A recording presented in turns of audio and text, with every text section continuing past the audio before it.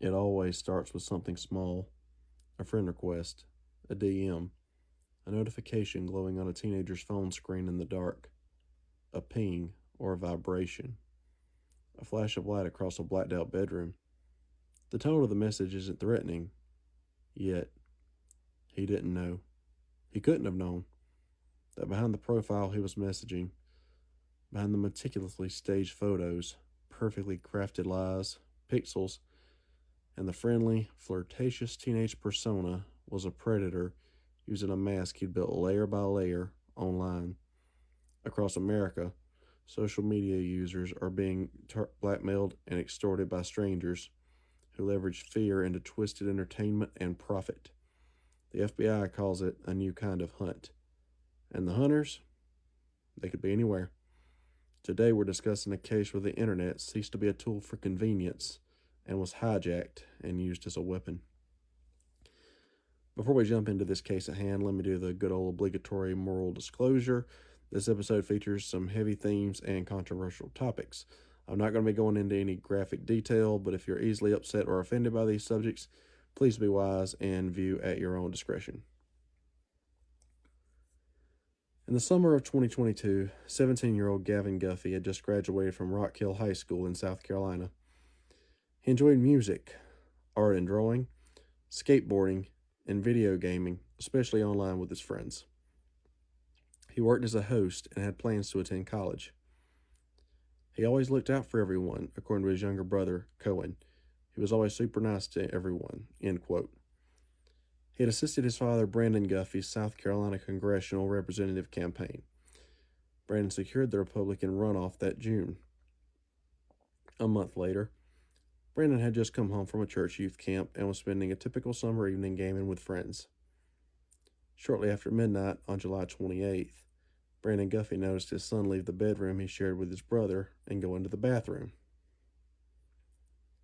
Moments later, he heard what he described as something that resembled a bowling ball crashing through shelves.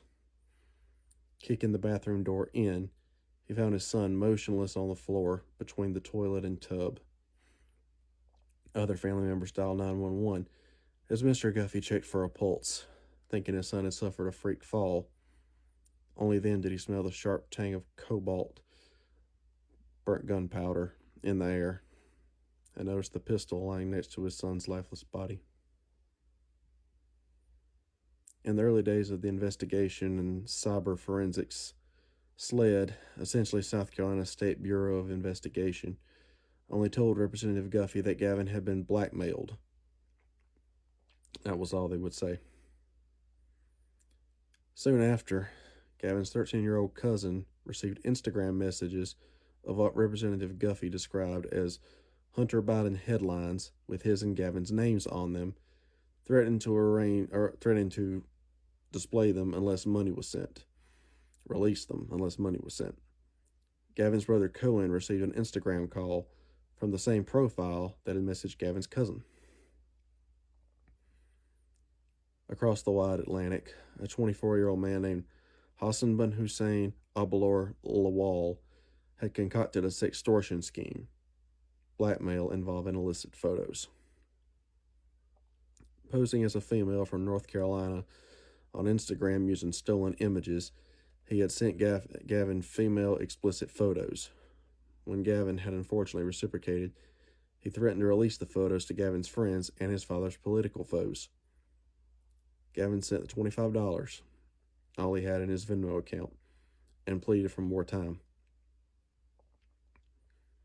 3 weeks after the tragedy, even as the Guffeys posthumously celebrated what would have been Gavin's 18th birthday in Myrtle Beach, Lawal tormented the bereaved father from an ocean away. "Did I tell you your son begged for his life?" taunted one of the messages. Gavin would go on to win the general election that November and assume office in January of 2023.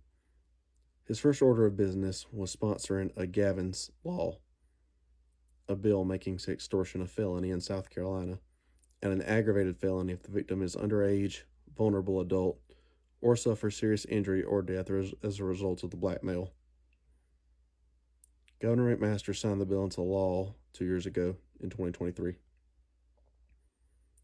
Nearly a year ago, this past January, Lawal was apprehended by FBI agents in Lagos, Nigeria, and extradited to Colombia.